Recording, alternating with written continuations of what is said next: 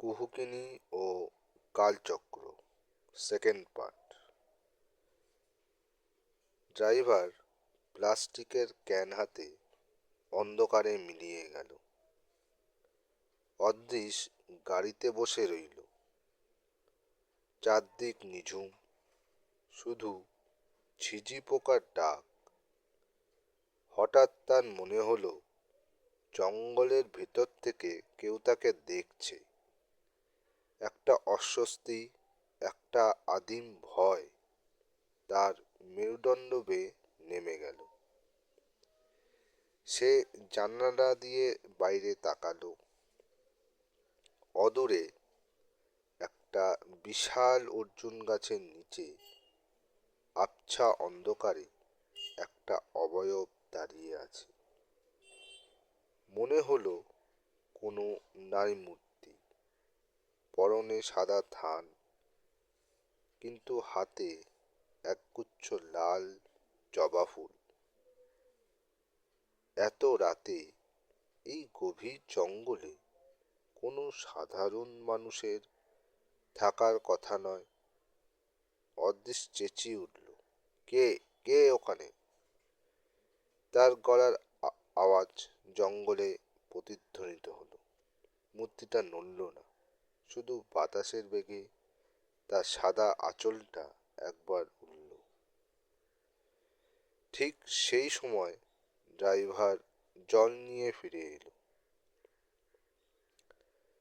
কার সাথে কথা বলছেন সাহেব? ড্রাইভার অবাক হয়ে জিজ্ঞেস করলেন। অদৃশ আঙুল দিয়ে দেখালো, ওই তো, ওই গাছের নিচে। কিন্তু সেদিকে তাকিয়ে অদৃশ নিজেই অবাক হয়ে গেল। কেউ নেই, শুধু শুকনো পাতা ওড়ার শব্দ। ড্রাইভার একটু হাসল, কিন্তু সে হাসিতে কোনো কৌতুক ছিল না, ছিল ভয়। সাহেব, এই জঙ্গলটা ভালো না। মায়াগড়ের সীমানা শুরু হয়ে গেছে। এখন যা দেখবেন তা বিশ্বাস করবেন না, আর যা বিশ্বাস করবেন তা কাউকে বলবেন না। গাড়ি আবার চলতে শুরু করলো। প্রায় আধ ঘন্টা পর তারা পৌঁছলো মায়াগড় রাজবাড়ির বিশাল লোহার গেটের সামনে। মরচে ধরা গেটের ওপর দুটো পাথরের সিংহ বসে আছে। তাদের চোখগুলো যেন জীবন্ত।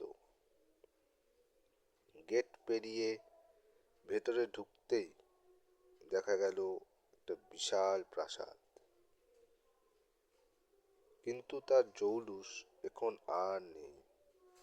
পলেস্তারা খসে পড়েছে।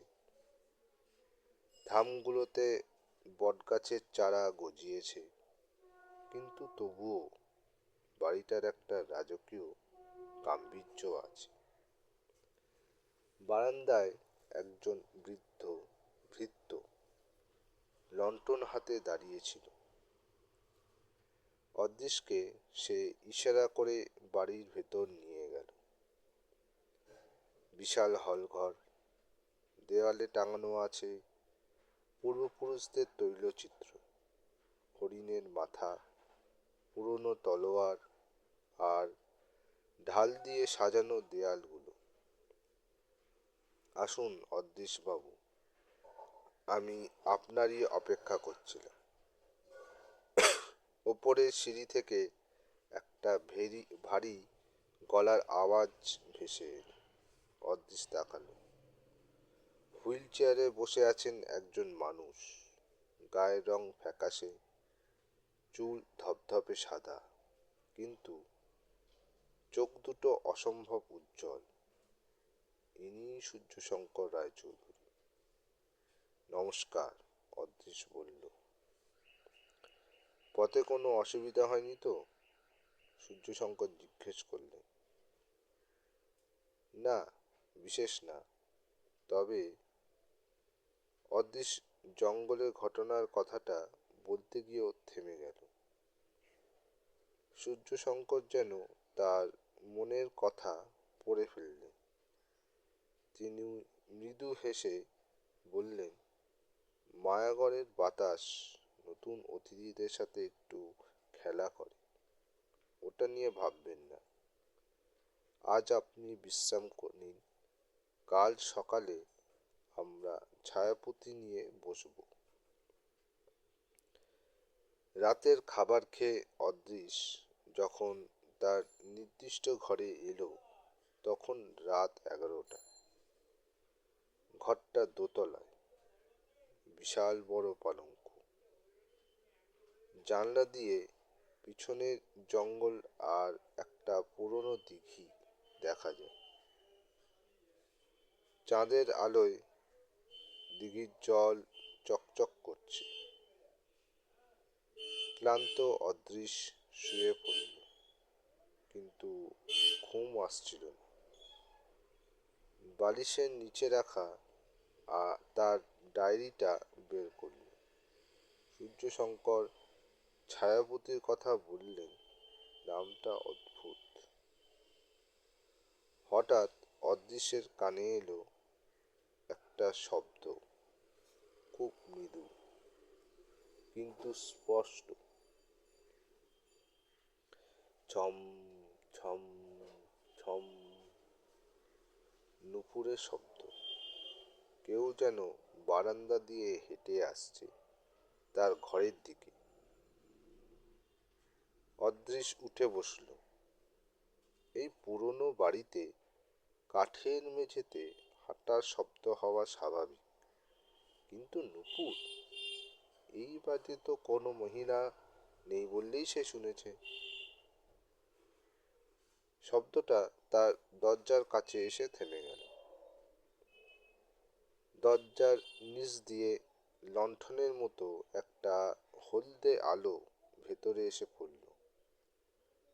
অদৃশ সাহসে ভর করে জিজ্ঞেস করল, কে? কোনো উত্তর নেই, শুধু দরজার ওপারে একটা দীর্ঘশ্বাসের শব্দ পাওয়া গেল। তারপর সব চুপ। অদৃশ উঠে গিয়ে দরজাটা খুলল। লম্বা বারান্দা, একেবারেই ফাঁকা, শুধু বাতাসে শোঁ শোঁ শব্দ। কিন্তু মেঝের ওপর পড়ে রয়েছে একটা জিনিস। অদৃশ নিচু হয়ে সেটা তুলে নিল। একটা শুকনো বেলপাতা, আর তার ওপর সিঁদুর দিয়ে আঁকা একটা ত্রিনয়ন। পাতাটা থেকে একটা তীব্র সুগন্ধ বের হয়ে আসছে, ধুনো আর কস্তুরীর গন্ধ।